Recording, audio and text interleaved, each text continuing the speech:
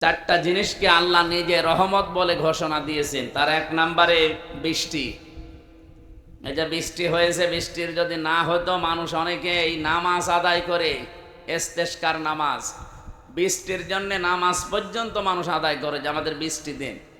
শুধু আমরা না, পৃথিবীর অন্যান্য জাতি যারা আছে, বিশেষ করে সৃষ্টি জগতে, তারা কত কষ্টে আছে বৃষ্টি না হলে। এই জন্য বৃষ্টি এটা আল্লাহর রহমত। আল্লাহ রাব্বুল আলামিন এই নোনা পানিগুলোকে সাগর থেকে বাষ্পীয় আকারে তুলে নিয়ে যান, ওখান থেকে আল্লাহ নিজে ফোঁটা ফোঁটা এগুলো নাজিল করে। আসসামাই যাতির রাজিই ওয়াল আরদি যাতিস সাদিই ইন্নাহু লাকাউলুন ফাসলুন ওয়া মা হুয়া বিল হাযল। আল্লাহ পাক বলেন, ওই আকাশের কসম যে পানি ধারণ করে আছে, এত লক্ষ লক্ষ গ্যালন গ্যালন পানি আকাশ ধারণ করে আছে, যদি ছেড়ে দিত একবার তামাম দুনিয়া সাগর হয়ে যেত। আল আরদি যাতিস সাদিই, জমিনের কসম যে জমিন এই পানিকে, বৃষ্টিকে শোষণ করে নেয়। আকাশ যদি বলতো না আমি এ বৃষ্টি আমার বুকে রাখবো না, জমিন যদি বলতো আমার পেটে আমি এই পানি নিতে পারবো না, তামাম দুনিয়ায় আমরা বাস করতে পারতাম। আল্লাহর তো কিচ্ছু লাগতো না, শুধুমাত্র বৃষ্টি দিয়ে আমাদের শেষ করে দিত। আল্লাহর এটা ওয়াদা আছে, ওয়া কানা হাক্কান আলাইনা নাসরুল মুমিনিন। মুমিনদেরকে সাহায্য করা আমার আল্লাহর উপরে ওয়াজিব, এটা মুমিনদের হক। সুম্মা নুনাজ্জিল্লাযীনা তাকাও ওয়া নাযারু যালিমিনা ফিহা জিসিয়া। আল্লাহ পাক বলেন, জাহান্নামে আমি আল্লাহ যারা তাকওয়াবান তাদেরকে পুলসিরাতের উপর থেকে বাঁচিয়ে দেব। আর যে মানুষগুলো পাপিষ্ঠ গুনাহগার, ওয়াইম মিনকুম ইল্লা ওয়ারিদুহা কানা আলা রাব্বিকা হাতমান মাকদিয়া। জাহান্নামের উপর দিয়ে পুলসিরাত তৈরি করা, মানুষ যখন মিজানের এই পাল্লা যেটা বলা হয়, এখান থেকে আপনার আমলটা আল্লাহ মাপবেন, গুরুত্বের ভিত্তিতে মাপ দেওয়ার পরে যখন বলবে পার হয়ে চলে যা, জান্নাতে যাবার আগেই এই পুলসিরাত 30,000 বছরের মতো একটা রাস্তা। তাও পদ্মা সেতুর মতো, যমুনা সেতুর মতো এত বড় বিশাল এলাকা না, চুলের মতো চিকন করে আল্লাহ বানিয়েছেন। আবার ধার হীরার মতো, পাপিষ্ঠ মানুষগুলো কেটে কেটে পড়ে যাবে। আর যারা মুমিন তাদের জন্য এটা হক, তাদের অধিকার আমার আল্লাহর উপরে এইটা যে আল্লাহ তাদের বাঁচিয়ে দেবে। এই জন্য তাকওয়া শব্দের পরে আপনি দেখবেন সম্মানুনাজ্জিল্লাযীনা তাকাও ওয়া নাযারুজ যালিমিনা ফিহা জিসিয়া। কোরআনে কারিমে আল্লাহ আয়াত দিয়ে জানাতে চায়, মুমিন যারা, এই মানুষগুলোকে সাহায্য করা আমি আল্লাহর জন্য যেমন হক, আমার মুমিন বান্দাদেরও আমি আল্লাহর প্রতি একটা হক আছে। হাক্কান আলাইনা নুনজিল মুমিনিন। হাক্কান দিয়েছেন আল্লাহ, এখানে আলেম আছে কিনা জানি না, আপনি শব্দটা কিন্তু এখানে পুরোপুরি মাসদার আল্লাহ দিয়ে দিয়েছেন। হাক্কান আলাইনা, আমি আল্লাহর উপরে হক, এমনকি মুমিন বান্দাদেরও আমি আল্লাহর উপরে হক। শব্দ দুইটা বললাম না, আল্লাহ বলেন আমার উপরে হক হয়ে যায়, এবং মুমিন বান্দাদেরও আমি আল্লাহর উপরে হক। আমার উপরে যেমন হক সত্য, আমি আল্লাহর অধিকার যেমন আমার মুমিন বান্দাদেরকে আমি বাঁচাবো, আমার মুমিন বান্দাদের অধিকার আমার উপরে যে আমি আল্লাহ তাদের বাঁচাবো।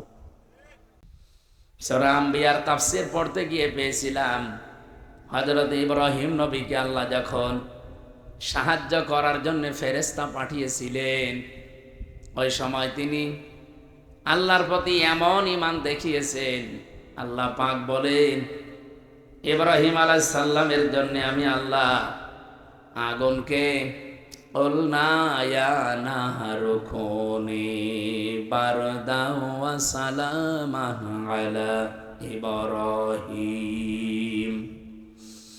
বল না, আমি নিজে বলেছি, এখানে অন্য কাউকে আমি বলতে বলিনি। ইব্রাহিমের ঈমান দেখার পরে আমি আল্লাহ এত বেশি খুশি হয়েছি যে ফেরেশতা জিবরাইলের সাহায্য সে নিতে রাজি না, মিকাইলের সাহায্য নিতে রাজি না।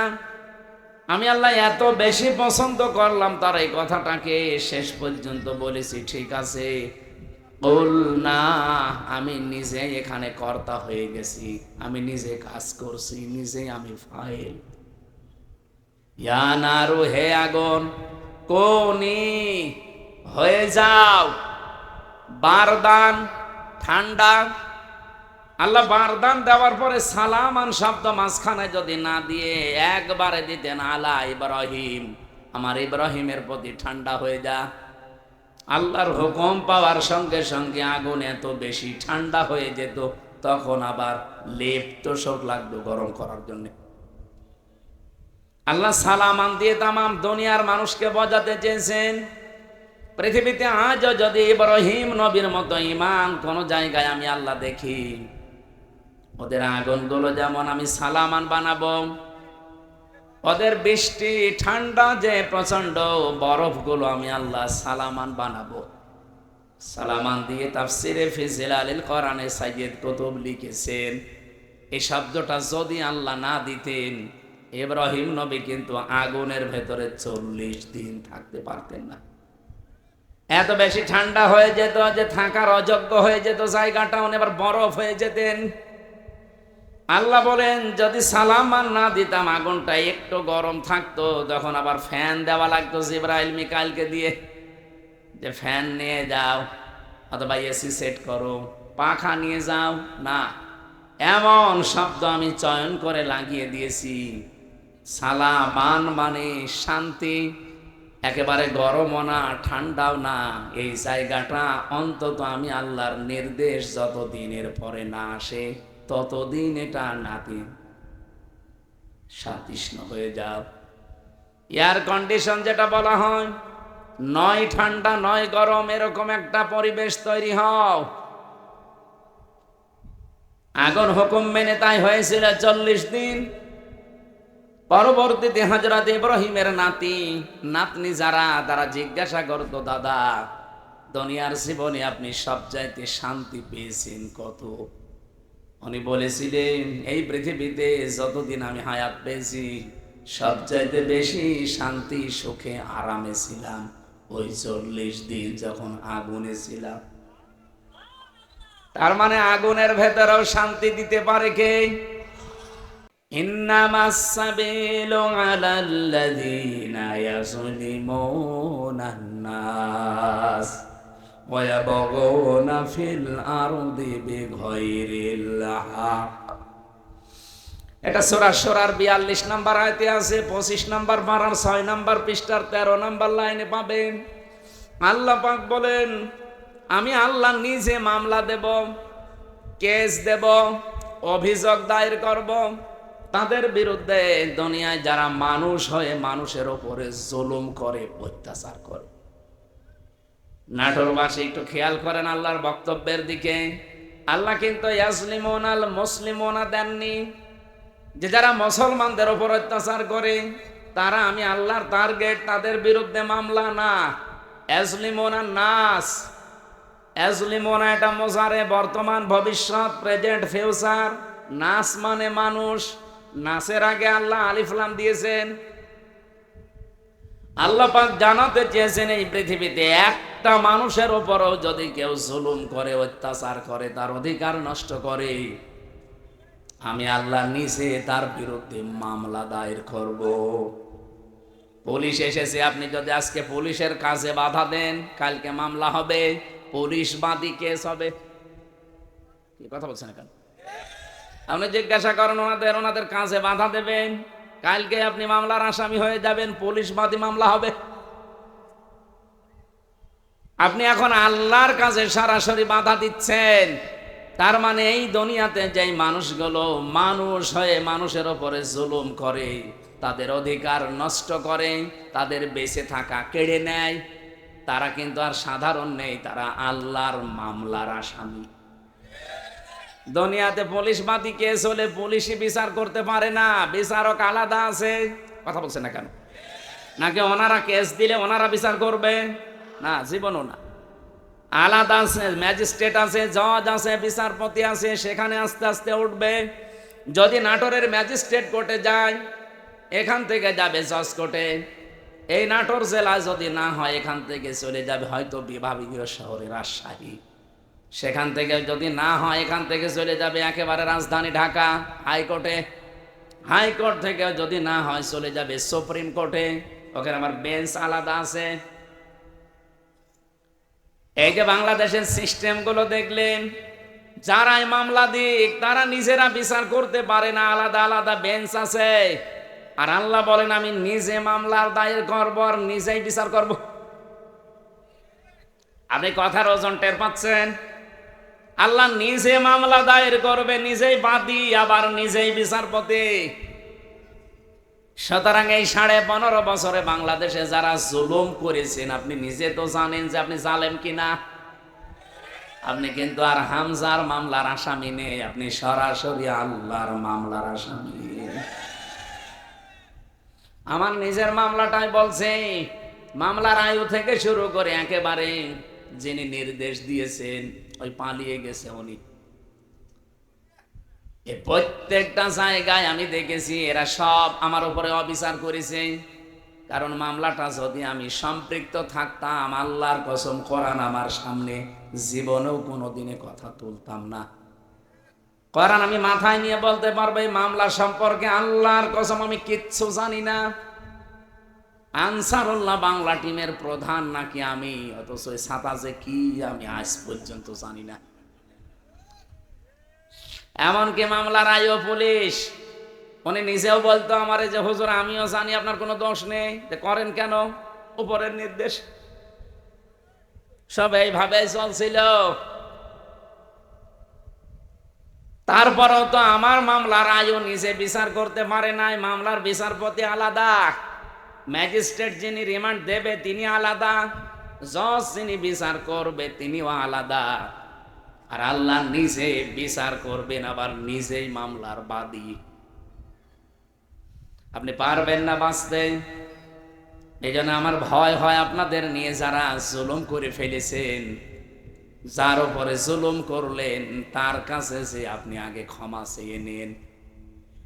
যদি না পান, জীবনও আল্লাহ আপনাকে মাফ করবে না, কারণ এটা আল্লাহর দায়িত্বে নেই। এটা হক্কুল্লাহ না, এটা হক্কুল ইবাদ। হক্কুল্লাহ হলে আল্লাহ মাফ করে দিত। আপনি নামাজ পড়েননি, রোজা রাখেননি, হ্যাঁ, এটা আল্লাহর অধিকার।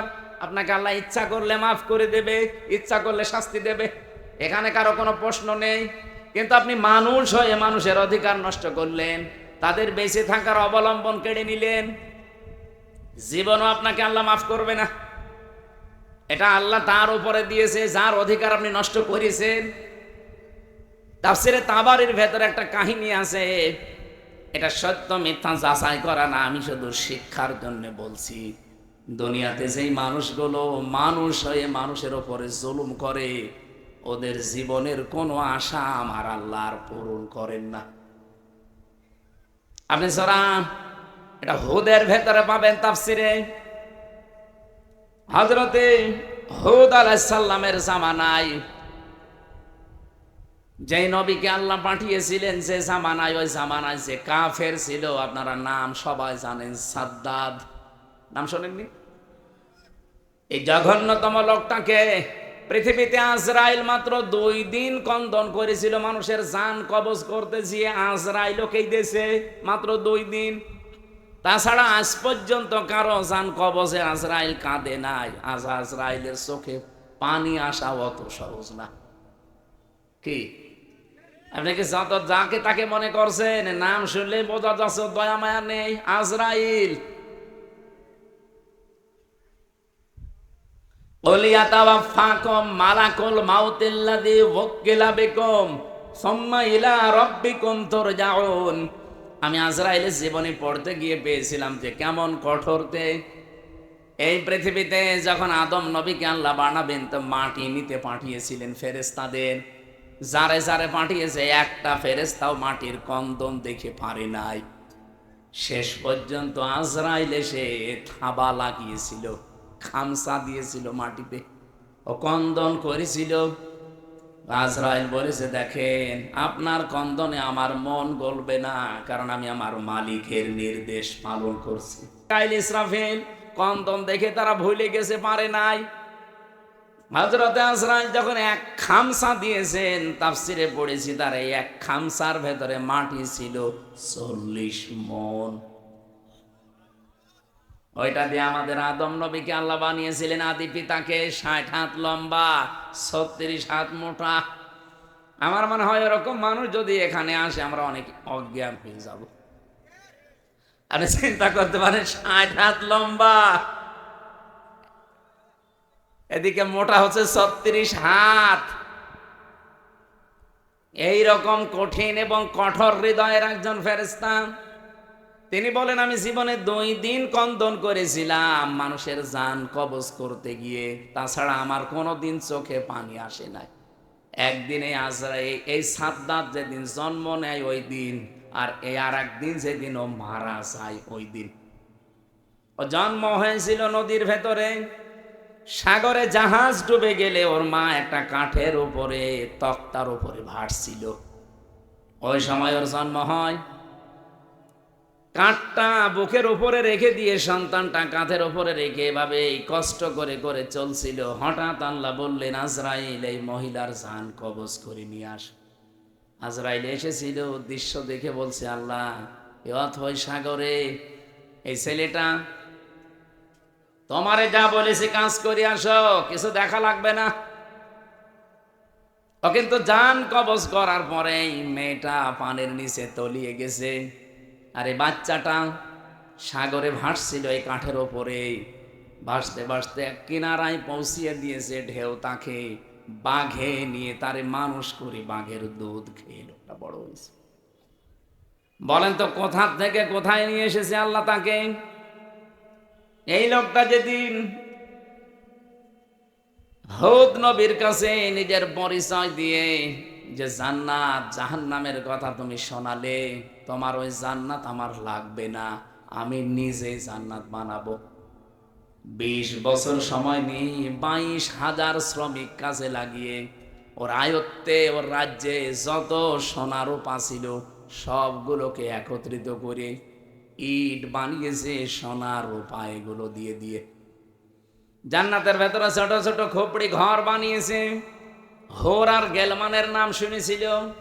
এই জন্য এলাকায় যারা যুবক যুবতী আছে 16 থেকে 30 বছর এই বয়সের উঠতি বয়সের যুবক যুবতীদেরকে নিয়ে ওই ঘরের ভেতরে ও বলেছে এটা হোর আর গেলমান। জান্নাত আজকে উদ্বোধন করবে। আমি ঘটনা বলার জন্য এখানে একটা শিক্ষা আছে, ভালো করে শুনবেন, কারণ আমাদের জন্য সামনে এটা হাসতে পারে। জান্নাতে যখন মেন গেটে যাবে আজকে উদ্বোধন করার জন্য, একটা পিপিলিকা যাবার মতো কোনো রাস্তা নেই, এত কড়া পাহারা চলছে।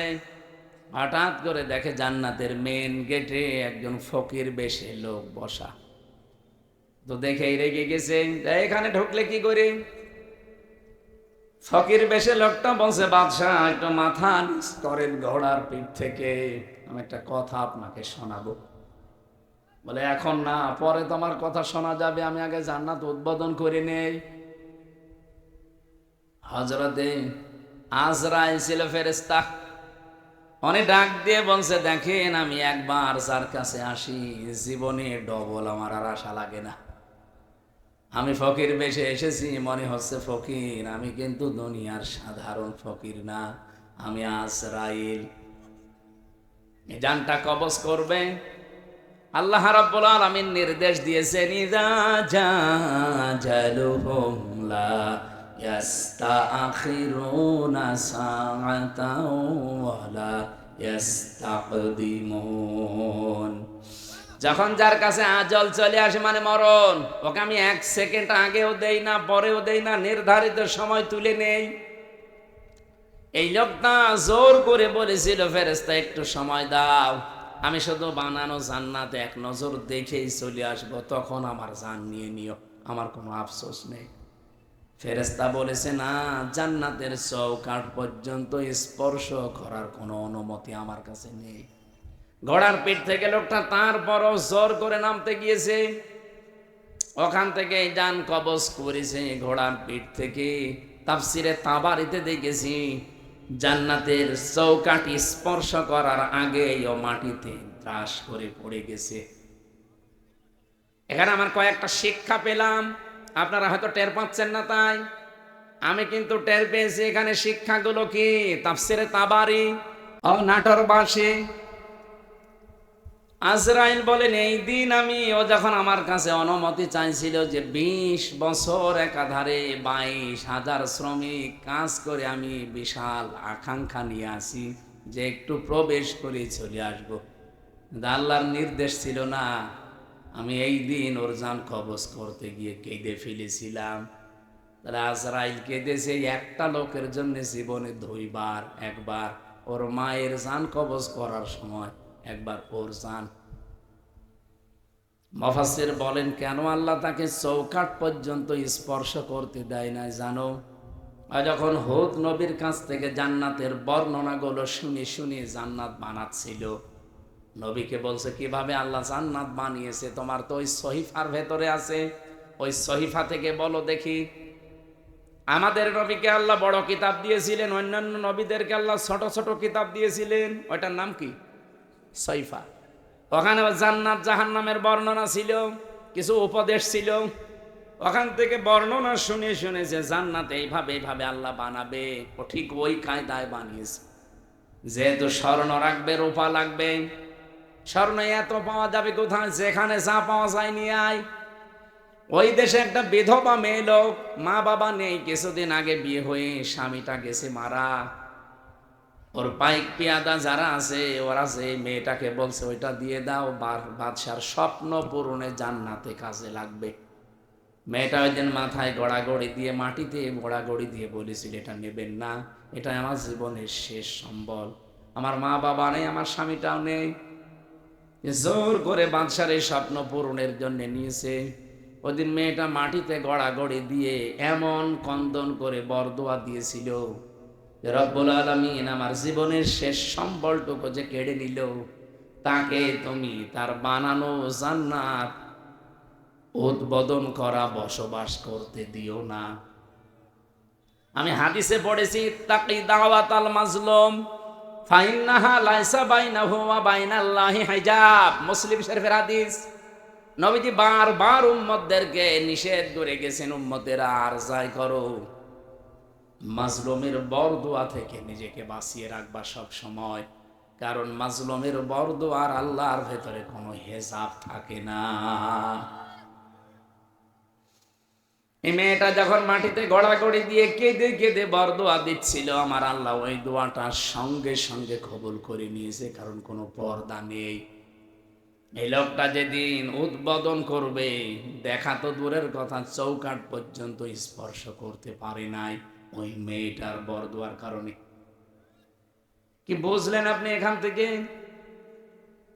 কত জায়গায় কত অত্যাচার জুলুম করেছিল, কিন্তু এই একটা বিধবা, স্বামী হারা, মা বাপ হারা এতিম মেয়ের শেষ সম্বলটুকু কেড়ে নেওয়ার কারণে আল্লাহর আরশ পর্যন্ত ধাক্কা খেয়েছে।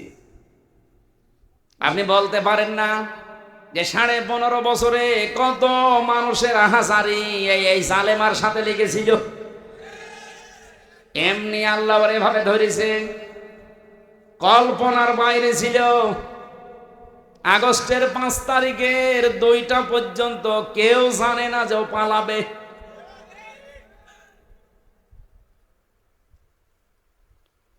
আমার মনে হয় এই বিধবা মেয়ে লোকটার মতো, এই এতিম মেয়েটার মতো হাজার হাজার মায়ের, স্বামীর, বোনের, এতিম সন্তানের আর্তনাদ, বরদোয়া, চোখের পানি এই জালেমা মহিলার ক্ষমতার সাথে লেগেছিল। বিশেষ করে যারা আয়না ঘরে ছিল, আপনি ভাবতে পারেন, যারা আয়না ঘরে 8 বছর 10 বছর পড়ে আছে। আমি তো মাত্র 10 দিন ছিলাম মাটির নিচে, তাই আমি অজ্ঞান হয়ে গেছি। আর যারা 8 বছর 10 বছর 14 বছর পড়ে আছে, দুনিয়া কি সে জানে না, এমনকি নিজের নাম কি তাও ভুলে গেছে। আমার নাম যে ব্যারিস্টার আরমান, সে নিজেও জানে না। আরে ভাই, 10 বছর 12 বছর একটা লোককে যদি কেউ না ডাকে, ওর নাম মনে থাকবে কি করে? ওরে তো কেউ ডাকে না। ও লোকটা জানে না যে এখন দিন না রাত, এটা যে কোন বছর চলছে তা ওর জানা নেই, এটা যে কোন মাস চলছে, কি বার আজকে, কয়টা বাজে, কিচ্ছু জানে না। ও আন্দাজে নামাজ পড়তাম। আমি তো 4 ওয়াক্ত নামাজ একসাথে পড়েছি, কারণ আমি জানি না যে এখন কখন কি।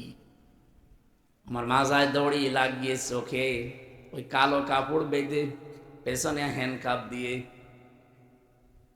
পায়ের সাথে ডান্ডা বেড়িতে মানে 11 ঘন্টা টাঙিয়েছিল। মানে পাটা আমার উপরে ছিল, মাটিতে ছিল না। মাঝে মাঝে ফেলতে গেলে ওই সিসি ক্যামেরায় দেখে দেখে গরম দিত। আপনি 1 2 5 ঘন্টা না, 11 ঘন্টা। এদিকে দুপুর বেলা নিয়ে গেছে 1:30টার দিকে, রাত 11:30টার সময় নিয়ে আসতেছে। আপনি হিসাব করেন তো কত ঘন্টা হয়। এর ভেতরে মাত্র 2 বার আমাকে নামিয়েছে। আমি শুধু প্রসাব করার জন্য বলেছিলাম যে আমি টয়লেটে যাবো, ওই 1.5 2 মিনিট সময় যা পেয়েছি অতটুকুই। এর ভেতরে আমার আর কোনো খাওয়া দাওয়া নেই। এর ভেতরে আমার সাথে হয় 5 ঘন্টা 7 ঘন্টা পরে হঠাৎ করে একটা গরম দিয়ে ওঠে, কারণ মাটির নিচে খালি পানির আওয়াজ পাওয়া যায়। আমার মনে হয় ওর পাশ দিয়ে কোনো ড্রেন ছিল, অথবা টয়লেটের কোনো জায়গা, কেউ পায়খানা করলে ওই পড়ে, ওই তখন আওয়াজ হয়।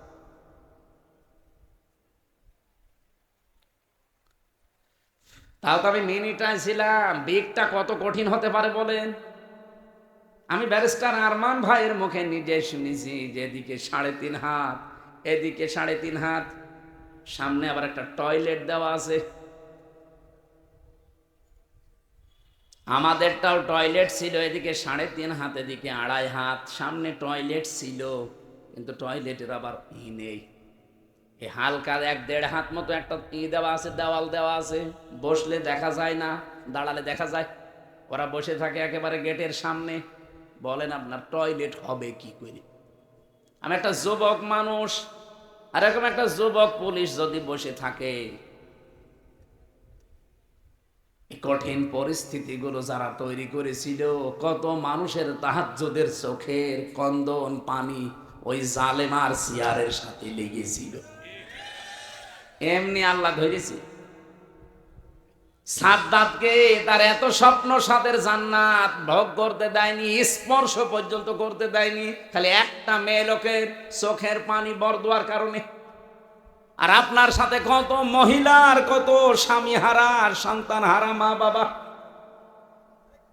তাদের চোখের পানি মিলে আছে। আমার এখন যেটা মেজো মেয়ে, ওটা তো ছোট ছিল, ওর আমি 7 মাস রেখে গিয়েছিলাম। এখন এসে আমার বয়স প্রায় 4.5 বছর। এর যে কত কন্দন করেছে। এমনকি এই যে পুলিশ এসে ভ্যানে করে আমাদের নিয়ে যায়, পিছন ভ্যানে আমার এই মেয়েটা এরকম ঝুলিয়েছিল। এ ছবি দেখেননি?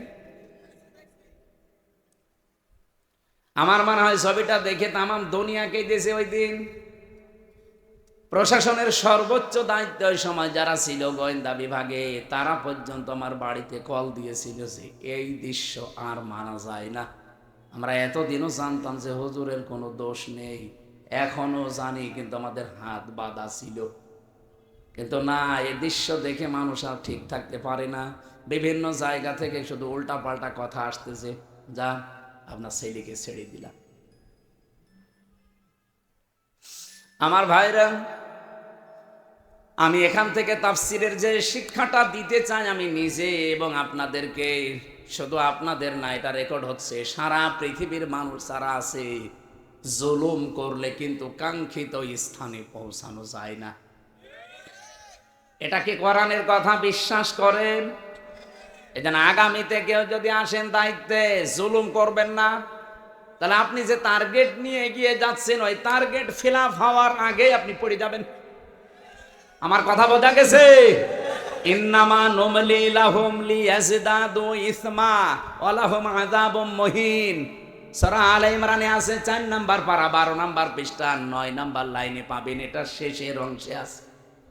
আল্লাহ তাআলা বলেন, কোন মানুষ যদি জুলুম করে পাপ করে সীমা লঙ্ঘন করে ফেলে, তখন আমি আল্লাহ ওকে আর ছাড় দেই না, তখন ওকে কঠিন এবং অপমানজনক আযাবের ভেতরে ফেলে দেই।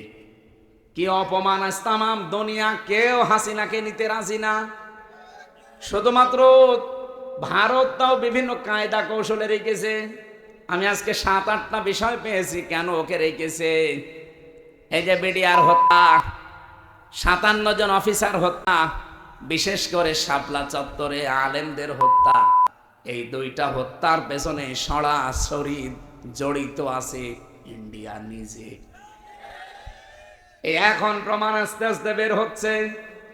আল্লাহ রাব্বুল আলামিন এই পৃথিবীতে যে বড় বড় 4টা রহমতের ঘোষণা দিয়েছিলেন, তার 1 নম্বরে ছিল বৃষ্টি, 2 নম্বরে ছিল কন্যা সন্তান। কিন্তু আমরা কন্যা সন্তানের নাম শুনলে বা আসলে আমার যে বাবা যারা, অনেক বাবা মন খারাপ করে। বিশ্বনবী জানিয়েছেন কোন পরিবারে যদি একটা কন্যা আসে, সঙ্গে সঙ্গে আল্লাহ 4 জন ফেরেশতা পাঠিয়ে দেয়। কোন পুরুষ মানুষ আসলেই সেখানে 4 জন নাই, 1 জনও ফেরেশতা আছে। এ কথা কোরআন হাদিসে আছে নেই? মেয়েরা যারা এসেছেন, সম্মানিতা মা বোনেরা, আপনাদের কাছে বিপদে ফেলার জন্য কমিশনে নারী নামে কিছু হিজড়া, এগুলো নারী বলা যায় না। এগুলো নারী বলবেন কি করে আপনি? ওদের চেহারার দিকে তাকিয়ে দেখেন, নারীর কোনো বৈশিষ্ট্য ভেতরে পাওয়া যাচ্ছে না। এখানে আমরা মনে হয় মাইকে ঘোষণা দিলে যারা পুরুষ মানুষ, যে মহিলা মহিলা প্যান্ডেলে যান, পুরুষগুলো পুরুষ প্যান্ডেলে যান, আর কিছু মানুষ ওই যে বিড়ি খেয়ে বেড়াচ্ছে, ওদের আপনি কোন প্যান্ডেলে ঢোকাবেন? নারী কমিশনে যে 10 জন মানুষ রিপোর্ট দিয়েছে, 10 জনের চেহারায় দেখলাম একটাও নারীর মতো মনে হচ্ছে না। পুরুষও তো তারা না, তারা তৃতীয় লিঙ্গ হবে। আপনাদের জন্য ওইটা ঠিক আছে, এই দেশের মহিলাদের প্রতিনিধিত্ব করার কোনো ক্ষমতা অধিকার আপনাদের নেই। মেয়েরা আল্লাহর সবচাইতে বড় রহমতের সৃষ্টি। আল্লাহ বলেন 2 নম্বর, আমি যখন বান্দার উপরে বেশি খুশি হয়ে যাই, বৃষ্টি দেওয়ার পরে ওই এলাকায় মানুষের ঘরে আমি কন্যা সন্তান পাঠাই। এই জন্য যার একটা কন্যা আছে, নিজেকে ছোট ভাববেন না। ছেলে হলে মেয়ে হলে এটা সিদ্ধান্ত আল্লাহ। ছেলে হলে আপনার সব কিছু করে দেবে, কে বলেছে আপনাকে? মেয়ে হলে দুনিয়া আখেরাত দুইটাই উজ্জ্বল হয়ে যাবে। দুনিয়া তো আছেই, যদিও আমাদের এই দেশে ইসলাম না থাকার কারণে মেয়েদের অনেক অধিকার নষ্ট হচ্ছে। ইসলাম আসলে অধিকারগুলো পঙ্খানো মেয়েরা ফিরে পাবে। ওরা মেয়েরা মেয়েদের নাম দিয়ে বলেছে এদের অধিকার নেই, সমান অধিকার এদের দেওয়া লাগবে। কিভাবে দেবেন আপনি? আমি পুরুষ মানুষ, হাফ প্যান্ট পরে আমি খেজুর গাছে অন্তত রস পাড়তে পারবো, মেয়েরা পারবে? আমি এখন আমার মনে হয় শুধুমাত্র এই মাজা থেকে হাঁটু পর্যন্ত ঢাকা থাকলে, নাভি থেকে একটা প্যান্ট পরে এখান থেকে কুষ্টিয়ায় চলে যেতে পারবো, কোনো অসুবিধা নেই। একটা মেয়ে লোকে যেতে বলে তো পারে? কুষ্টিয়া না, এখান থেকে এই নাটোরের বাজার পর্যন্ত গেলে চারিদিকে সেল্লিবিল্লি হয়ে যাবে। আর ওদের বলে সমান অধিকার দেওয়া লাগে। অধিকার সমান কিসের? ওদের মর্যাদা আমাদের চাইতে 3 গুণ বেশি। সুবহানাল্লাহ বলতে পারেন নাই? এই জন্য মেয়ে যাদের বাড়িতে আসে, হযরত ওমর বলেন যে বাড়িতে একটা মেয়ে আছে, মনে করবেন সেই বাড়িতে আল্লাহর একটা জান্নাত আছে। সুতরাং যারা মেয়ের বাবা আছেন, 1 মেয়ের বাবা আপনার একটা জান্নাত, 2 মেয়ের বাবা আপনার 2টা জান্নাত, 3 মেয়ের বাবা আপনার 3টা জান্নাত। আল্লাহ রাব্বুল আলামিন আমার যে 3টা মেয়ে দিয়েছে, আল্লাহ আমাদেরকে যেন নবীর এই হাদিস অনুযায়ী জান্নাতেও এরকম 1টা 2টা 3টা করে দান করেন, বলেন আমিন। 3 নম্বরে একটু ভালো করে শুনবেন হাদিসটা। আল্লাহর নবী বলেন 3 নম্বরে আল্লাহ যখন বেশি খুশি হয়ে যায়, তখন ওর বাড়িতে আল্লাহ মেহমান পাঠায়। আমাদের তো সমস্যা, মেহমান আসলে আমাদের মন খারাপ হয়ে যায়। 4 নম্বরে বিশ্বনবী মুহাম্মদ রাসূলুল্লাহ জানিয়েছেন, এই পৃথিবীতে আল্লাহ সব চাইতে যখন একেবারে খুব বেশি বান্দার উপরে খুশি হয়, তখন তাকে রোগ দেয়। এই জন্য রোগ শোক হলে আপনার জীবনের অপরাধগুলো আল্লাহ মাফ করেন। জানা অজানা যত অপরাধ করেছিলেন, এগুলো আল্লাহ আস্তে আস্তে রোগের কারণে, যদি জ্বর হয় এই জ্বরের কারণে একটা গুনাহ আল্লাহ মাফ করে দেয়। পথে চলতে ফিরতে হোঁচট খেয়েছেন, হোঁচট খেয়ে হঠাৎ করে নখ ভেঙে গেছে, রক্ত বের হচ্ছে, মনে করবেন আমার একটা গোনা আল্লাহ মাফ করে দিয়েছে। এই জন্য রোগ শোক হলে আল্লাহর কাছে শিকায়েত করা না, অভিযোগ করা না, আরো শুকরিয়া করা দরকার। যদিও দুনিয়ায় কষ্ট হচ্ছে, এই কষ্টের মাধ্যমে আমার জীবনের পরবর্তী যে জীবন আমার আখিরাতের শুরু হচ্ছে, এটা শান্তি, স্বস্তি এবং কল্যাণময় আল্লাহ করার চেষ্টায় আছে। সুবহানাল্লাহ। নবীজি বলেন 4টা রহমত তো মানুষ খারাপ ভাবে অসন্তুষ্ট হয়, পছন্দ করে না, কিন্তু 4টা গজব আছে দুনিয়ায়। এই 4টা গজব পেলে মানুষ খুব খুশি হয়। 1 নম্বরে যৌতুক। এটা কি? এটা গজব। এইটা পেলে আমরা খুশি না বেজার? সে হুজুর বলেন আর খেজুর বলেন, সবাই যৌতুকের জন্য খুশি। অথচ যৌতুকের টাকা খাওয়া আর পায়খানা খাওয়া এটা সমান না? না, সমানও না। কারণ পায়খানা খেলে একটা গোনা হয়, আর যৌতুকের টাকা নিলে ডবল গোনা হয়। একদিকে তো কবিরা গোনা, আর একটা জুলুমের গোনা। মেয়ের বাপের খুশি ছাড়া, তার মন থেকে খুশি হওয়া ছাড়া তার বাড়িতে ছেলের বাড়ির লোকজন যে একটা পান খাওয়াও জায়েজ নেই। কি কথা বলছেন এখন? আমি কি বানালাম এটা? হাদিস। নবীজি বলেন, যতদিন আমার যতগুলো বিবাহ করেছি, যত মেয়েকে বিয়ে দিয়েছি, আমার একটা মেয়েকে কোনোদিন যৌতুকের টাকা দিয়ে, সম্পদ দিয়ে বিয়ে দেওয়া লাগে নাই। প্রতিটি বিয়েতে আমি আমার মেয়েদের এবং আমার বিয়েতে আমি অলিমা করেছি। কি করেছি বলেন তো? অলিমা কি ছেলের বাড়ি হয় না মেয়ের বাড়ি? বলেন বলেন। মেয়ের বাড়ি বলল কে? মেয়ের বাড়ি অলিমা হবে কেন? মেয়ের বাড়ি হয় বরযাত্রী মানুষ যায়, অথচ বরযাত্রী ইসলামে নেই। নাটোরবাসী আজকে থেকে সিদ্ধান্ত নিয়ে বাড়ি যাবেন, জীবনে আর কোনোদিন কারো বরযাত্রী যাব না। আজকের ওয়াজ শুনতে এসে ভুল করেছি, জীবনে খাওয়া দাওয়া বন্ধ হয়ে গেল। আরে ভাই, ইসলামে যেটা নেই ওটা আপনি করে আনন্দ পাবেন, ওটা ডবল গুনাহ হবে। কারণ এমনি জায়েজ নেই, তারপর আপনি আনন্দে আনন্দে গিয়েছেন। হ্যাঁ, যদি কেউ দাওয়াত দিতে আসেন বলবেন যে অলিমা করেন, আমি আপনার বাড়ির দরকার 5 দিন যেয়ে খাবো। এই জন্য যৌতুক আজকে থেকে বন্ধ। যৌতুক মনে করেন শুধু টাকা নিয়ে, ফ্রিজ নিয়ে, টেলিভিশন নিয়ে, মোটরসাইকেল নিয়ে না। মেয়ের বাবার বাড়ি থেকে যদি তার অনুমতি ছাড়া, তার খুশি ছাড়া যদি একটা পানও কেউ খায়, ওইটাও যৌতুক। ছেলে খাক, ছেলের বাবা খাক, আপনি ছেলের আত্মীয় স্বজন যে খাবেন কি করে? আশা করছে এটা আজকে থেকে বন্ধ করে দেয়। এটা হিন্দুদের কালচার, আমরা মুসলমানরা এটা মানতে পারি না। 2 নম্বরে এটা একটু সমস্যা আছে, এটা বলবো।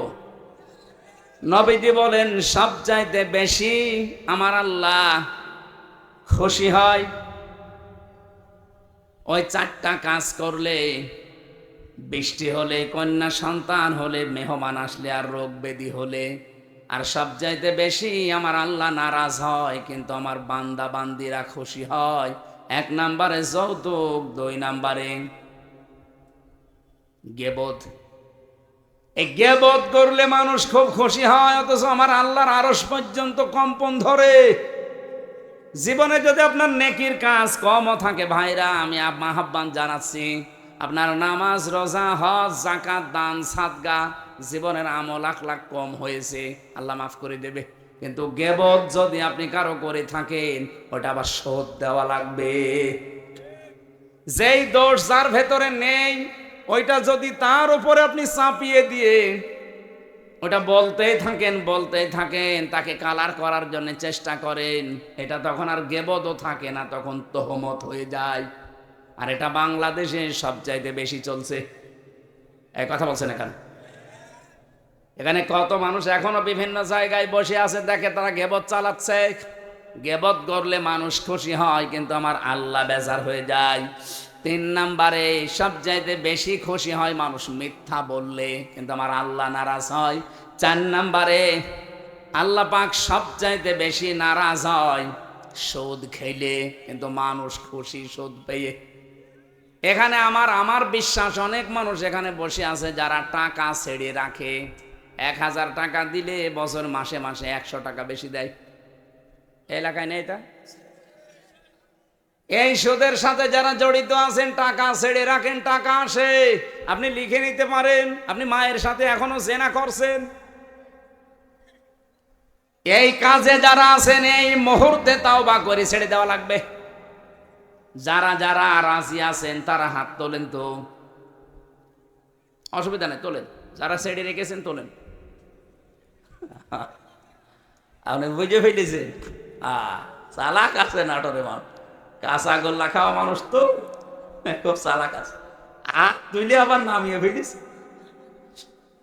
না। আমি জানি এখানে বহু মানুষ এরকম আছে, সেই মানুষগুলো টাকা ছেড়ে রেখে এসেছে, মাহফিল শেষ করে ওই টাকা সকালে যেয়ে তুলবে।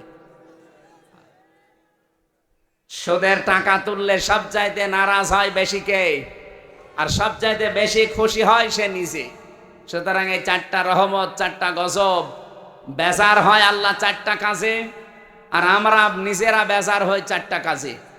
আল্লাহ আমাদেরকে কন্যা সন্তান যেহেতু রহমত, বৃষ্টি যেহেতু রহমত, এই পৃথিবীতে মেহমান আসা রহমত, আল্লাহ রোগ ব্যাধি দিয়েছে এটাও রহমত। এগুলো পেয়ে নারাজ না হয়ে এগুলোর সঠিক এবং পরিমার্জিত ব্যবহার করার তৌফিক কামনা করছি। সকলে বলেন আমিন। আমার আজকের আমি বিষয় আলোচনা সাজিয়েছিলাম যে আল্লাহর দল কারা, আল্লাহর দলের বৈশিষ্ট্য। এই পৃথিবীতে এখন দল কত আছে আপনি হিসাব করতে গেলে কলম খাতা নষ্ট হয়ে যাবে। বাংলাদেশে প্রায় 73টার উপরে দল আছে। আমি অল্প কথায় মেন কথাগুলো, অল্প সময় মেন কথাগুলো বলতে চাই। একটু বসেন, জবান খুলে সূরা মায়েদার এই 54 নম্বর আয়াত, মেন কথাগুলো বলবো ইনশাআল্লাহ। আল্লাহ পাক বলেন, ইয়া আইয়ুহাল্লাযীনা আমানু মাইয়ারতাদ্দা মিনকুম আন দীনিহি ফাসাউফা ইয়াতিল্লাহু বিকওমিন। ঈমানদারেরা, এই পৃথিবীতে কোনো মানুষ যদি আল্লাহর দিন থেকে ফিরে চলে যায়, আল্লাহর ইসলাম থেকে, তোমাদের ভেতরে যেই চলে যাবে, সঙ্গে সঙ্গে আমি আল্লাহ একটা নতুন সিদ্ধান্ত নিয়ে ফেলি। ফাসাউফা ইয়াতিল্লাহু বিকওমিন, এমন একটা দল, এমন একটা জাতি, এমন একটা গোষ্ঠী তৈরি করে দেই, ইউহিব্বুহুম ওয়া ইউহিব্বুনাহু, যারা আমি আল্লাহকে ভালোবাসে, আমি আল্লাহ নিজেও তাদেরকে ভালোবাসি। বলেন সুবহানাল্লাহ।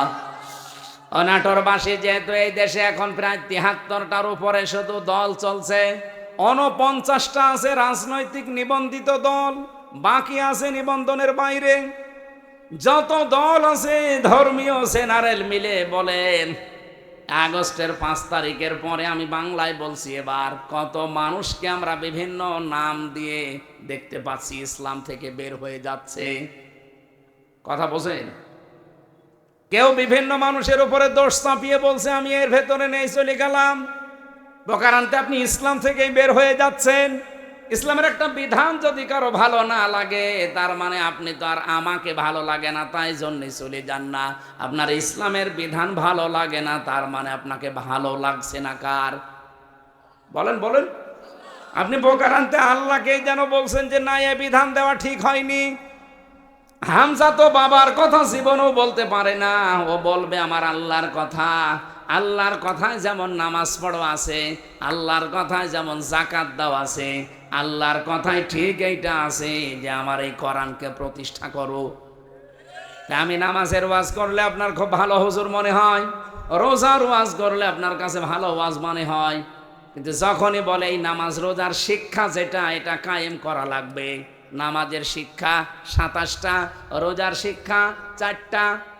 এইগুলো যদি আমি এখন বাংলায় কায়েমের কথা বলি এই সমাজে, যেটা কায়েম করা দরকার কোরআন দিয়ে, তখনই আপনার কাছে রাজনীতি মনে হয়। আপনি কি আমার চাইতে কোরআন বেশি বোঝেন? আপনি কি শামীম ওসমানের মতো হয়ে গেছেন? বলছে আমি কি ইসলাম বুঝি না? আমাদেরকে ইসলাম বোঝাতে আসবেন না।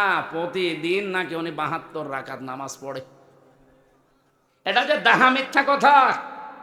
এখানে যদি আলেম থাকে জিজ্ঞাসা করেন, দেখেন তো সর্বোচ্চ তাহাজ্জুদের নামাজ 8 রাকাত থেকে 12 রাকাত। কি কথা বলছেন? এখানে 8 রাকাতের উপরে তাহাজ্জুদের নামাজ আপনি কোথায় পেলেন? খুব বেশি হলেও নয় 12 রাকাতের উপরে আর তাহাজ্জুদের নামাজ নেই।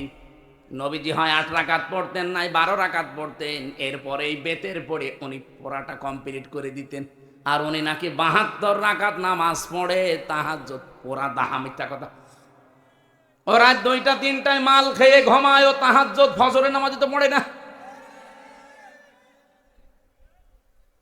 আপনি তো ইসলাম থেকে বের হয়ে গেছেন পোকার আনতে, হামজার ওপরে দোষ চাপিয়ে, যে ওদের দোষ আছে, 24-এর দোষ, 71-এর দোষ, 47-এর দোষ।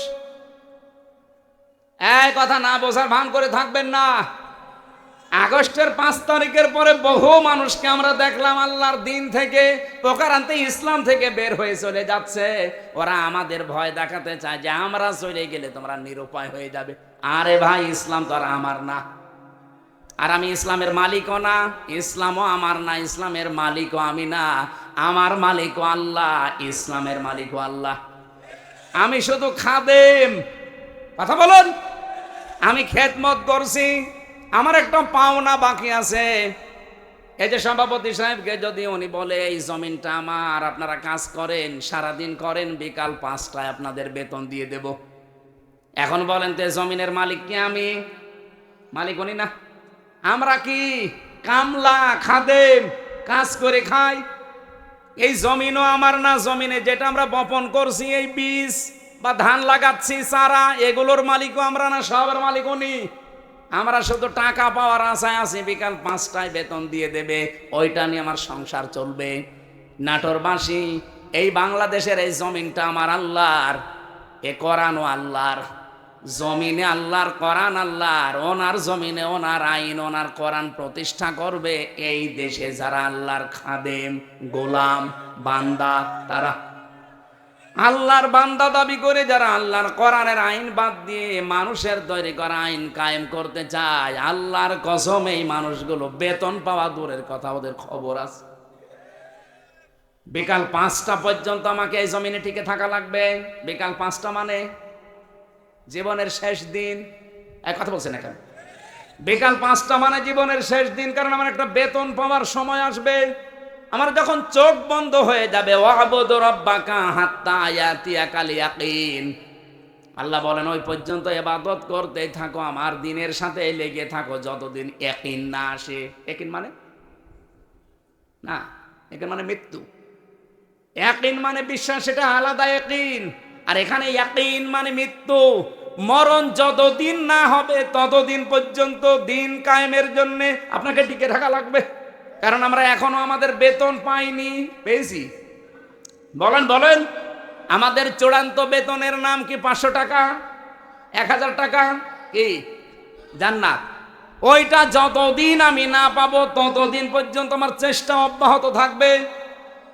এখন যদি আপনি আমাকে বাধা দিতে আসেন, এই জমিনে ধান লাগিয়েছিলাম, কিন্তু বিকাল 5টা বাজার আগে আপনি তুলে ফেলছেন, আপনি যত বড়ই মস্তান হন, আমরা যারা 8-10 জন মিলে ধান লাগিয়েছি, যদি আপনার সাথে নাও পারি তাও বাধা দেব। কারণ আমি তো এখনো বেতন পাইনি। আপনি ধান তুলে ফেললে ওনারা বেতন দেবে, উনি এসে আমাদের আরো গরম দেবে। ওই সারাদিন নষ্ট করলে, ধান তুলে ফেলেছে, কিছুই বলনি, বেতন দেওয়া দূরের কথা, আরো 500 টাকা করে দিয়ে যাও। যে জমিন আল্লাহর, কোরআন আল্লাহর, আমরা তো খাদেম, কামলা, 5 জন মনীষ, লেবার যাই বলেন, আমরা চেষ্টা করে যাচ্ছি। আমাদের চেষ্টা হচ্ছে জমিনে এটা প্রতিষ্ঠা করা। হ্যাঁ, পদ্ধতি আমাদের ভুল হতে পারে, কেউ কেউ গণতন্ত্রের পদ্ধতি নিয়েছে, আপনার পদ্ধতি ভুল হতে পারে, কিন্তু আমার মন তো ঠিক আছে যে আমি জমিনে আল্লাহর দিন কায়েম করব। হ্যাঁ, কথা বলেন না কেন? হ্যাঁ বলেন। আফগানিস্তান তারা একটা পদ্ধতি নিয়েছে, তারা এক পদ্ধতি নিয়ে তারা অলরেডি কায়েম করে ফেলেছে। তুরস্ক একটা পদ্ধতি নিয়েছে। আপনি মোরসির দিকে তাকান, সে একটা পদ্ধতি নিয়েছিল, যে যেখানে ইসলাম কায়েমের জন্য চেষ্টা চালাচ্ছে। পদ্ধতি ভুল হতে পারে, কিন্তু তার কর্ম তো ঠিক আছে। তার মনের আকাঙ্ক্ষা, আশা, তামান্না এই যে আল্লাহর জমিনে আমি জীবনের শেষ দিন পর্যন্ত অন্তত দেখতে চাই যেটা কায়েম হয়েছে। আমার রাস্তা ভুল হলে কি আমি একটু ঘুরে ফিরেও আসতে পারবো না জায়গায়? এখন যদি একে ভাইকে বলি যে আমি নাটোরে যাব, উনি একটা রাস্তা দেখিয়েছে। মোসাম ভাইকে বললাম নাটোরে যাব, উনি আমারে দেখিয়েছে সেই বড়াই গ্রাম, গুরুদাসপুর ঘুরে। হ্যাঁ, আমি নাটোরে যেতে পারবো ঠিক, এদিকে গেলে হয়তো 1 ঘন্টা লাগবে, এদিকে 1.5 ঘন্টা লাগবে, কিন্তু রাস্তা তো ঠিকই আছে, জায়গা মতো আমি যেতে পারবো, একটু সময় বেশি লাগবে কম লাগবে।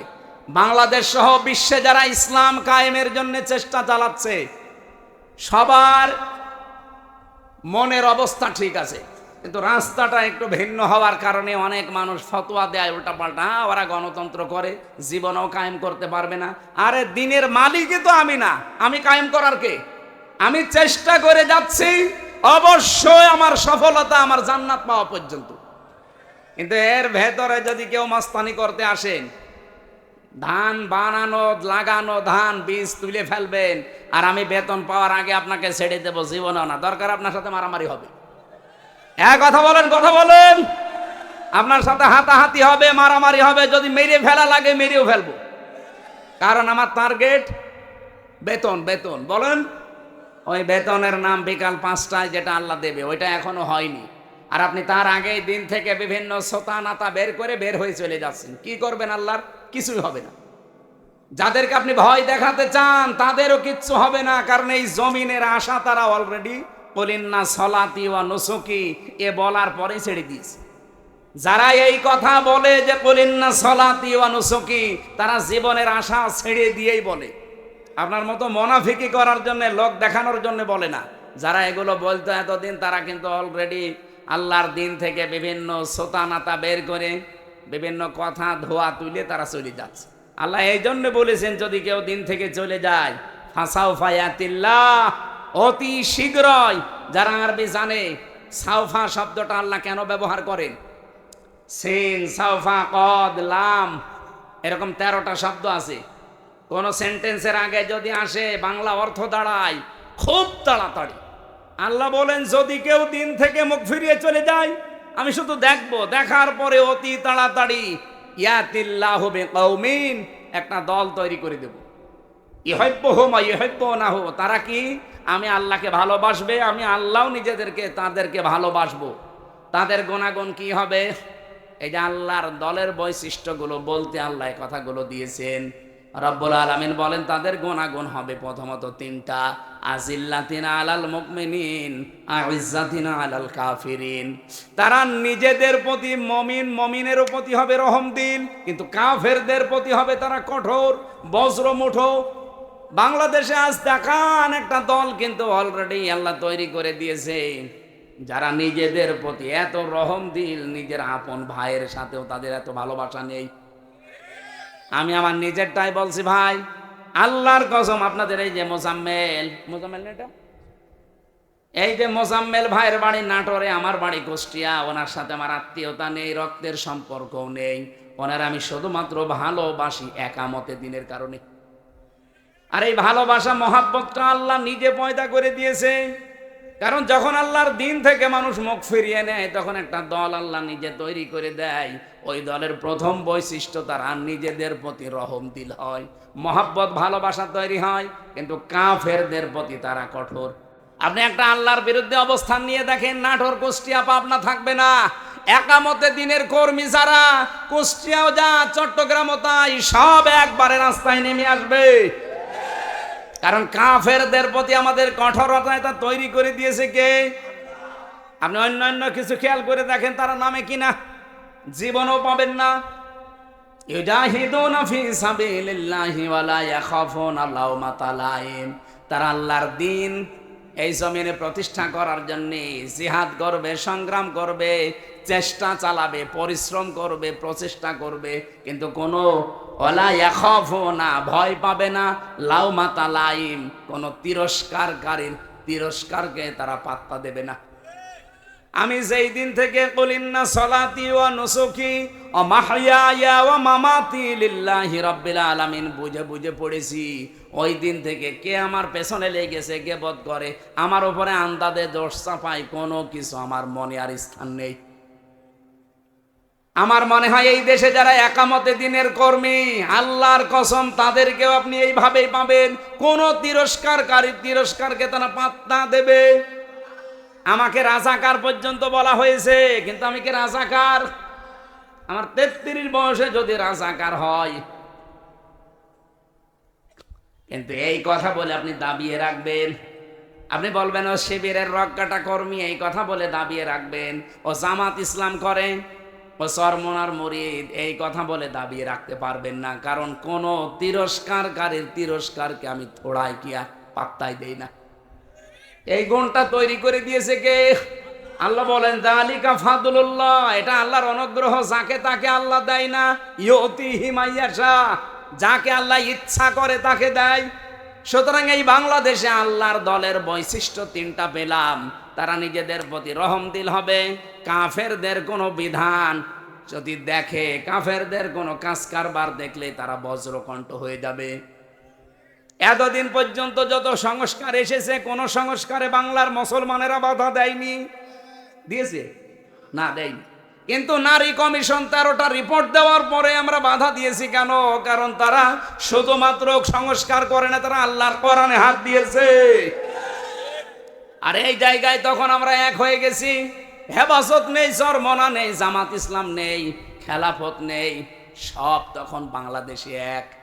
আপনি দেখেননি, সব এক হয়ে বলেছে না এটা তো মানা দূরের কথা, এ কমিশনই মানি না। আমির জামাত ডাক্তার শফিকুর রহমান এটা বলে নাই যে কমিশন তো দূরের কথা, ও কমিশনই মানি না। যদি বেশি ঝামেলা করেন আবার কিন্তু আগস্টের 5 তারিখ আসতেছে। এটা তো আমরা এই এতদিন পর্যন্ত যত সংস্কার করেছেন কোন জায়গায় বাধা দেয়নি, কারণ ওই জায়গায় আল্লাহ রাসূলের বিরুদ্ধে পাইনি। এবার পেয়েছি সরাসরি আল্লাহর বিরুদ্ধে। আজিল্লাতিন আলাল মুমিনিন আইজ্জাতিন আলাল কাফিরিন। আমরা নিজেদের প্রতি ভালোবাসা, মহাব্বত, স্নেহময় স্নেহশীল আছি। বললাম না মোজাম্মেলের সাথে সত্যি বলছি, আমার সম্পর্ক আত্মীয়তার না, রক্তের না, শুধু দিনের, শুধুমাত্র দিনের সম্পর্ক।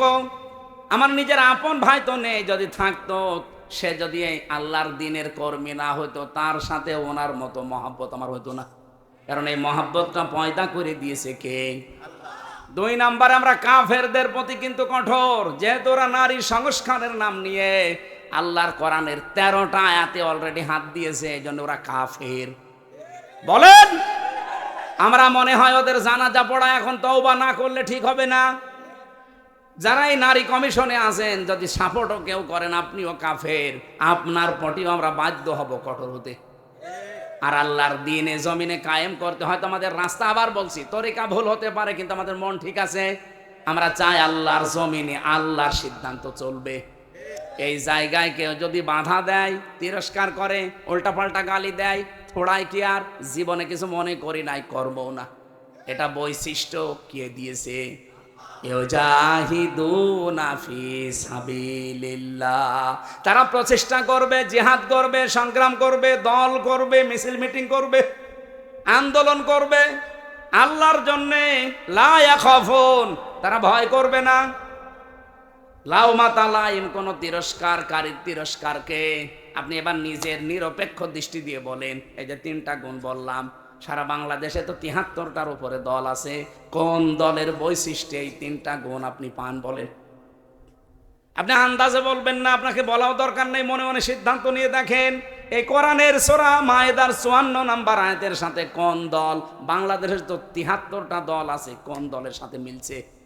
আল্লাহ বলেন যার তার সাথে মিলবে না। যালিকা ফাদলুল্লাহি ইউতিহি মাইয়াশা, এটা আল্লাহর অনুগ্রহ, যাকে ইচ্ছা আল্লাহ তাকে দান করে।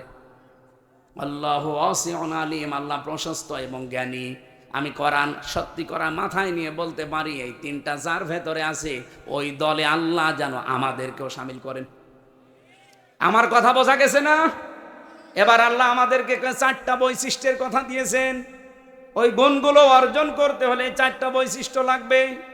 55 নম্বর আয়াতে আছে, আর 56 নম্বর আয়াতে আছে, এই দল বিজয়ী হবে। কারণ বিজয়ী হওয়া এটা আমি আল্লাহ আমার জন্যে আর ইমানদারদের জন্যে আমার রাসূলের পক্ষ থেকে আমি এটা লিখে দিয়েছি। কাতাবাল্লাহু লিআগলিবান্না আনা ওয়া রুসুলি। বিজয়ী হওয়া এটা আমি আল্লাহ আমার নিজের জন্য লিখে দিলাম। দুনিয়ায় যা কিছুই দেখো না কেন, সর্বশেষ বিজয়ের মালা পরবে কে? এটা আল্লাহ লিখে দিয়েছেন। এই জন্য আল্লাহ যেহেতু একটা দল নিচে তৈরি করে দেবে, ওই দলের বৈশিষ্ট্য যেগুলো বললাম, এগুলো সেই দলের ভেতরে পাবেন। মনে করবেন ওদেরকে আল্লাহ নিজে বানিয়েছে। এই আয়াত আমি নিজে এখন বানালাম। এত সহজ বাংলায় বলার পরও কিছু মানুষ এখনো বোঝে না। আমার মনে হয় ও আজরাইল দেখার আগে আর বুঝবে না। এখন আপনার ভেতরে যা ভালো লাগে তাই করেন, যান, আপনাকে ছেড়ে দিলাম। ফাসাউফা ইয়াতিল্লাহু বিকওমিন, অতি শীঘ্র একটা দল আমি বানিয়ে দেব, সেই দলকে ইউহিব্বুহুম ওয়া ইউহিব্বুনাহু, তারা আমাকে ভালোবাসবে, আমিও তাদের ভালোবাসবো। আপনি খেয়াল করে দেখেন, এই গুণগুলো যাদের ভেতরে পাবেন আপনি তাদের সাথে অ্যাক্টিভ হবেন, মনে করবেন আল্লাহ আপনাকে এই দলে শামিল করে নিয়েছে। আর যাকে তাকে তো করবেও না। কি করবে? কালকে লালপুরের আলোচনা এটাই ছিল, আল্লাহ যাকে তাকে তার দিনের কাজ একামতে দিন প্রতিষ্ঠার জন্য নিয়ে যায় না। আল্লাহু ইয়াজতাবি ইলাইহি মাইয়াশা ওয়া ইয়াহদি ইলাইহি মাইয়ুনিব, যে লোকটা মন থেকে আল্লাহর দিকে ফিরে আসতে চায় তাকে আল্লাহ এই কাজের জন্য নির্বাচিত করে। এই দেশে লক্ষ লক্ষ মানুষ আছে, সবাই একামতে দিনের কাজে লাগে না। যাকে আল্লাহ ভালোবাসে, যাকে আল্লাহ নির্বাচিত করেছে, যাকে আল্লাহ বাছাই করেছে, তাকে এই কাজে লাগায়। এখন আপনি বাসায়ের ভেতরে নেই, আপনি আছেন ছাটায়ের ভেতরে, তা আপনাকে আমি জোর করে নিয়ে আসবো কি করি? আমার কথা বোঝা গেছে? না বুঝলে এখানে আসেন, আসেন, এদিকে আসেন। আমি আশা করি আমার আয়াত আমি অল্প কথায় হলেও বোঝাতে পেরেছি। আল্লাহ যেহেতু একটা দল তৈরি করে দিয়েছেন, এই দলের বৈশিষ্ট্য বললাম, যার সাথে মিলবে, যদি আওয়ামী লীগের সাথে মেলে ওনাকে আবার নিয়ে এসে আবার দল করুন, যদি বিএনপির সাথে মেলে বিএনপির সাথে করবেন, জামাতের সাথে মেলে জামাতের সাথে করবেন, যার সাথে মেলবে এইটার পক্ষে আমরা থাকতে চাই। এর বাইরে কোনো বাবা দাদা খালুর কথা আমরা আর শুনতে রাজি না। এতদিন শুনে শুনে কপালে আগুন লাগিয়েছে। আল্লাহ আমাদেরকে যে দল একটা তৈরি করার কথা বললেন, ওই দলের বৈশিষ্ট্য দিলেন, কোরআন থেকে শুনলাম। এই দলে অন্তত দয়া করে আমাকেও যেন শামিল করেন, আমাকে যেন বাছাইয়ের ভেতরে রাখেন, ছাঁটাই করে না দেন। আল্লাহর একটা নিয়ম আছে, ছাঁটাই আর বাছাই। আল্লাহ আন্দাজে কাউকে কেউ খালি খালি ছাঁটাইও করে না, কাউকে বাছাইও করে না। বাছাই করতেও কিছু নিয়ম আছে, ছাঁটাই করতেও কিছু নিয়ম আছে। বাছাই করার নিয়ম কি? এই যে গুণগুলো আস্তে আস্তে পয়দা করে দেবে। আর ছাঁটাই করার নিয়ম হচ্ছে গুণ পয়দা করার জন্য আল্লাহ তার মন তৈরি করে দেয়, কিন্তু এই লোকটার মনই নেই। এই যে গিরিশচন্দ্র সেন, এই লোকটা পুরা কোরআন শরীফের বাংলা করেছে পুরাটা, এবং কি তাফসির লিখেছে, কিন্তু লোকটা মুসলমান হয়নি। আপনি নরসিংদী যান, ওর বাড়িতে পুড়িয়ে ফেলেছে, ওর বাড়িটা আছে। আমি নিজে গিয়ে দেখেছি, এই লোকটা পুরা কোরআন ওর জীবনী নিয়ে পড়ছিলাম, পুরা কোরআন শরীফ বাংলা করেছে। আপনি যা তা মনে করছেন, অর্থ করে তাফসির করেছে। আর তাফসির যারা করে, যারা যারা এখানে বসে জিজ্ঞাসা করেন, এক একটা শব্দের কমপক্ষে একাধিক, অন্তত 3টা শব্দের অর্থ তো জানাই লাগবে। দরবা মানে মারা, দরবা মানে দৃষ্টান্ত দেওয়া, দরবা মানে সফর করা, এরকম 33টা অর্থ আছে এক একটা শব্দে। লক্ষ লক্ষ শব্দ আছে, প্রতিটি শব্দের এরকম 33টা কমপক্ষে অর্থ আপনি জানবেন। এই জানার পরে কোন জায়গায় কোন অর্থ সেট হয়, অ্যাপ্রোপ্রিয়েট হয়, পারফেক্ট হয়, ওইটা ওই জায়গায় বসাবেন, তারপরে তাফসির লেখা সহজ হবে। এই হিন্দু আমার চাইতে কোরআন শরীফ কত বেশি পড়েছে। এখানে ইনি আলেম কিনা জানি না, হাসি তো যত আলেম বসে আছে আমি গ্যারান্টি দিয়ে বলতে পারি, একজনও বুকে হাত দিয়ে বলতে পারবেন না যে পুরা কোরআন শরীফের প্রতিটি শব্দের অর্থ আমার জানা আছে। ও পুলিশকে জিজ্ঞাসা করেন, পুলিশও পারবে না। পারবেন না? না, ওনা তো এই লাইনের লোক না, জেনারেলের শিক্ষিত, আলেমরাই পারবেন। আমি নিজেও আমার মনে নেই ভাই, আমি সত্যি কথা বলছি। আমি পড়েছিলাম, পুরাটা শেষ করেছি, তাও একবার দুইবার না, কমপক্ষে 70 বারের উপরে জেলখানায় থাকতে পড়েছি। অনার্স মাস্টার্স করার সময় তো কত সবার পড়েছি, আমার সব মনে নেই। এখন আবার স্টাডি করা লাগবে। আজকের আয়াতের প্রত্যেকটা শব্দের অর্থ আমার মনে আছে, কিন্তু পুরা কোরআন শরীফের আমার মনে নেই। অথচ বেটা হিন্দু মানুষ, কি মেধা ছিল বলেন তো, প্রতিটি শব্দের একাধিক অর্থ একেবারে নখদর্পণে। তাও যেখানে যেটা খাটে, যেখানে যেটা মিলে মিল হয়, ঠিক ওইভাবে লিখেছে পুরা কোরআন শরীফে। অথচ লোকটা মরে যাওয়ার পরে ঈমান পায়নি, মরে যাওয়ার পরে জানাজা হয়নি, কবরে দেয়নি, আগুন দিয়ে পুড়িয়ে ফেলেছে। কারণ ও আল্লাহর বাছাইয়ের ভেতরে ছিল না, ছাঁটাইয়ের ভেতরে ছিল। আল্লাহ আপনাকে বাছাই করবে না ছাঁটাই করবে, এটা আপনার মনের ওপরে। এখন আপনি কি করবেন সিদ্ধান্ত নিয়ে বাড়ি যান। আমি যে জেলখানায় মেয়েদের যে বই লিখেছিলাম, তাদের যে পারিবারিক জীবনের সমস্যা, এবং তার সমাধান, বিশেষ করে মেয়েদেরটা আপনারা নেবেন। এটা শুধুমাত্র নারীদের জন্য আর একটা পুরুষের জন্য আছে। এটা পড়া ওদের পরিবারে যে সমস্যা করে কি কি জিনিস নিয়ে 120 পৃষ্ঠা, এটা ওদেরকে পড়াবেন, কাজে লাগবে। কোথায় এখানে আছে? ওই যে গাড়িতে আছে, যাওয়ার সময় নিয়েছে, এই যে গাড়িতে। আর এই যে সিস্টেরটা নেবেন, যারা শিক্ষিত মানুষ তারা নেবেন, এটা অনেক তথ্য দিয়েছি। আর মেয়ে যে মাদ্রাসার মাহফিল, তো এরা টাকা পয়সার জন্য আর আবার আহ্বান জানাচ্ছে, টাকা তোলেনি একবার। আরো যারা দিতে চান, যদি থাকে আপনারা যাওয়ার সময় বিভিন্ন জায়গায় ওদের লোক থাকলে দিয়েছেন,